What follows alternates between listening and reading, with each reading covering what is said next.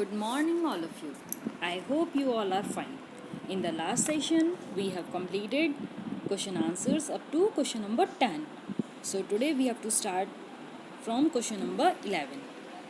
What is vibratory motion? Give one example. Move to page number 31. Okay. So the to and fro motion of a part of the body keeping its rest part fixed is called vibratory motion. This is answer number 11. And example, write down example for answer number 11. When we breathe, when we breathe, our chest expands and contract. So for answer number 11, this is the definition of vibratory motion and this is the example that you have to write down. Okay, now move to next question. Question number 12. Differentiate between periodic and non-periodic motions by giving an example of each. Okay, so again move to page number 31. See, it is periodic and it is non-periodic. So if a motion is repeated at a regular interval of time, it is called periodic or repetitive motion. If a motion is not repeated at a regular interval of time, it is called non-periodic motion. This is answer number 12. Okay, now next question. Question number 13. What is random motion? Give an example. Move to page number 31. See, the motion of an object which take path in no specific direction is called random, zigzag or irregular motion. An example of random motion is, write down example, motion of molecules of liquid. Motion of molecules of liquid. This is the example for random motion, as the molecules of liquid move in a zigzag path or they are in random motion. Okay, now next question. Question number 14. Name the type or types of motion being performed by each of the following. Number A, vehicle on a straight road. When a vehicle is moving on a straight road, which type of motion it is? Linear motion. Linear motion. B, blades of an electric fan in motion, as they are moving in a rotation. Okay, so it is rotatory motion. ROTATORY, rotatory motion. C, pendulum of a wall clock, that is periodic. PERIO, periodic. This is periodic motion. D, smoke particles from chimney, that they will move randomly, so it is random motion. E, hands of a clock, they are moving in a circle, so it is circular motion. Number F, earth around the sun, so it is also circular and periodic because it is after regular interval. So for F it is circular and periodic. Number G, a spinning top, that is rotatory. ROTATORY. So spinning top, that is rotatory motion. Now next question. Give two examples to illustrate that a body can have two or more type of motion simultaneously. Answer number 15. two example which are having two types of motion. Number one, write down this example. A drill used by a carpenter has both rotatory as well as translatory motion. Okay, so this is first example. And next example, write down.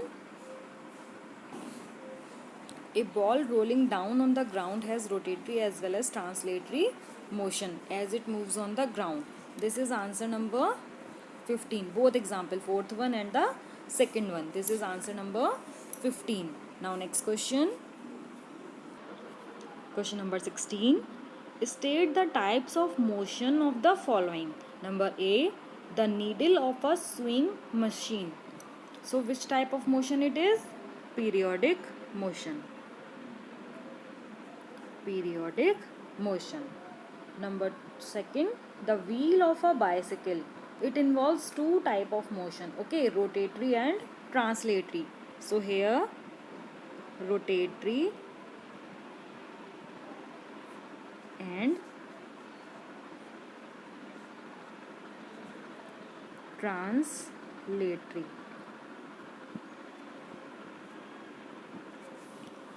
Number B, rotatory and translatory. Okay, now C part, the drill machine. Here translatory and rotatory. Drill machine, translatory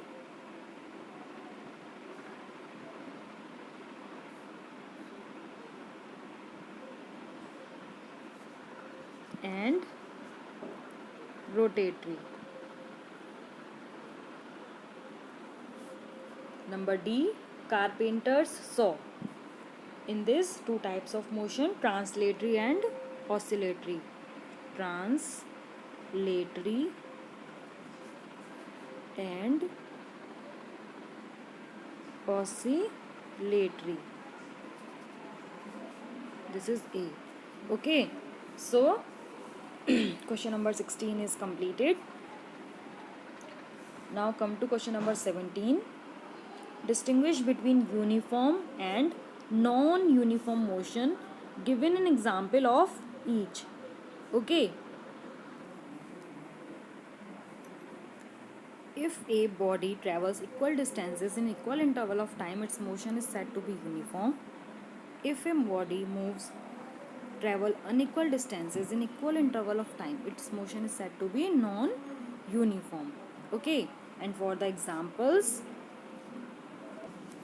page number 27. In a clock, the second arm moves in a circular path with a constant speed. So its motion is also uniform. Okay, so this is example for uniform motion. And other example for non-uniform motion is cyclist moving in a busy market. So cyclist will follow non-uniform motion if he is moving in a busy market. So this example is for uniform motion and this example is for non-uniform motion, and this is example for answer number 17. Okay, now next question. How to determine the average speed of a body in non-uniform motion? In a non-uniform motion, the average speed of a body is calculated by dividing the total distance traveled by the body with the total time of its journey. Thus, average speed equals to total distance traveled by the body upon total time of journey. Okay, this is answer number 18. Okay, the average speed of the body in non-uniform motion. Now next question. Define the term weight and states its SI unit. Again move to page number 32. The weight of a body on the earth is the force with which earth attracts the body. Its SI unit is Newton. It changes by changing the place of the body. It is measured by spring balance. Okay, this is answer number 19. Now next question.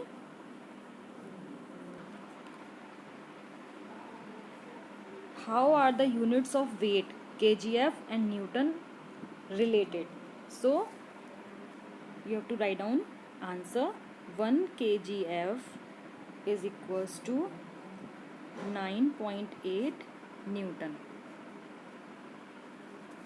or approximately 10 Newton. This is answer number 20. Question number 21. State three differences between mass and weight. So, page number 29. Here, difference between mass and weight is given. Okay. So, the very first point, it is the quantity of matter contained in the body. It is the force with which the earth attracts the body. Number 2, SI unit is kg, and here the SI unit is Newton and other unit is kilogram force. Number 4 point, it is measured by beam balance and it is measured by spring balance. So first, second and fourth point is the answer. Now question number 22. Which quantity, mass or weight, does not change by change of place? So answer is mass. Does not change by change of place. You have to write down mass does not change by change of place. Now question number 23. State which of the quantities, mass or weight, is always directed vertically downwards. So answer is weight is always directed vertically downwards. So here we completed the question answers of chapter 2 motion, and from question number 1 to 23 all these question answers must be done in your physics notebook, and in the next session we'll start numericals. Till then, goodbye.